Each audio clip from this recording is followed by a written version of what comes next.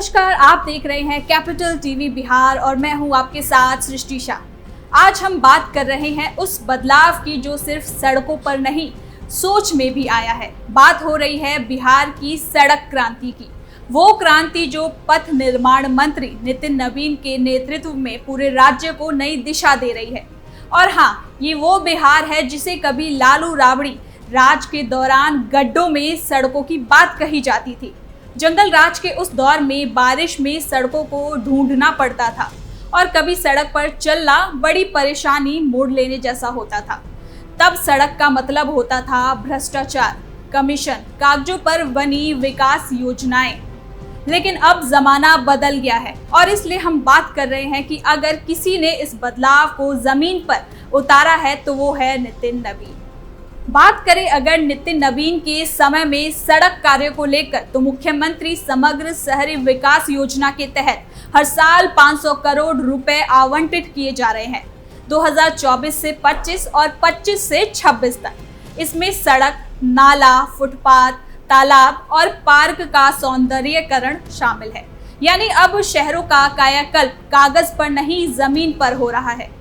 पटना के वार्ड 21, 22, 23 और 29 में नए PCC road, drainage system, street lights और अंडरग्राउंड ड्रेन पर काम तेजी से चल रहा है। 5-6 प्रोजेक्ट ऐसे हैं जिनकी लागत 2 करोड़ रुपए के ऊपर है। अब जरा पटना के शिपारा मोहाली एलिवेटेड रोड को देखिए। 11 किलोमीटर लंबा ये प्रोजेक्ट साउथ पटना के लिए गेम चेंजर है। कुल लागत 11,400 करोड़ रुपए है। फेज 1 पूरा हो चुका है, फेज 2 अंतिम चरण में है। अब शिपारा के मोहाली तक का सफर मात्र 10 मिनट में तय हो सकेगा।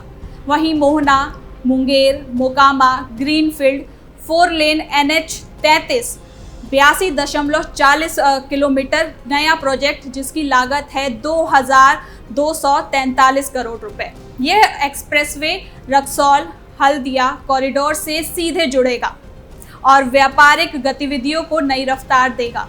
काम अगले 2 महीने में शुरू हो जाएगा। पटना का JP गंगा पाथ, जिसे लोग अब पटना मरीन ड्राइव कहते हैं, यह प्रोजेक्ट बिहार की नई पहचान बन चुका है। 3 फेज में बनने वाला 20.5 किलोमीटर का यह एक्सप्रेसवे राजधानी पटना को एक वर्ल्ड क्लास शहर की तस्वीर देने वाला है।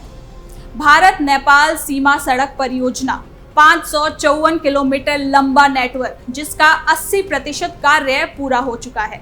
इस योजना पर अब 2,486 करोड़ रुपए खर्च हो चुके हैं और दिसंबर 2025 तक इसे पूरा करने का लक्ष्य भी है।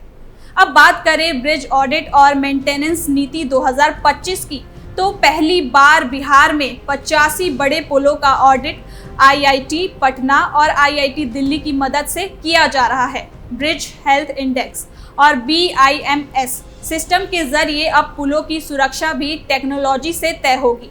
हाइब्रिड एन्युटी मॉडल से बिहार में अब सड़कों का निर्माण हो रहा है। दीघा, कोइलवर, सफिहाबाद, बरियारपुर, घोरघट, सुल्तानगंज, सबौर जैसी परियोजनाएं टोल, घाट और रेस्ट एरिया के साथ विकसित हो रही है। सरकार कुल लागत का 40% दे रही है और 15 साल तक रखरखाव ठेकेदार की जिम्मेदारी होगी।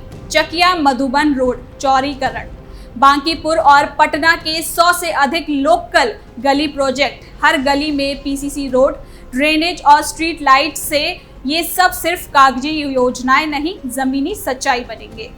और अब सवाल उठता है कि क्या ये सब पहले नहीं हो सकता था?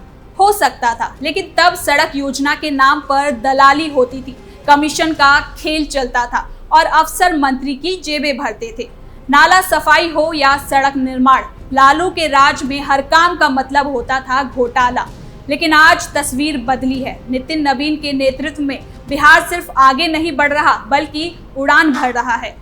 सड़क अब सिर्फ गंतव्य तक पहुंचने का रास्ता नहीं, बल्कि विकास की असली पहचान बन चुकी है। फिलहाल के लिए इस खबर में इतना ही। देखते रहिए कैपिटल टीवी बिहार।